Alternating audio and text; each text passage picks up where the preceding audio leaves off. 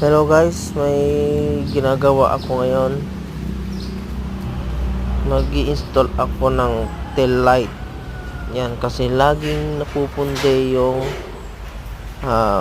valve. Kasi wala ng cover. Pati dito sa kabila, wala ng cover na papasukan ng buhangin. At ito, okay na rin. Napinturahan ko na. Nagawa ko na kasi yan nabangga. Nabangga yan. Nabangga siya. Yan, kita okay na. At yung isa naman, yun, yung bumper tapos na rin.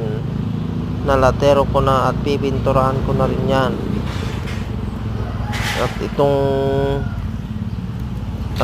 mixer naman, yan, papalitan ko din ng tail light kasi basag na yung isa.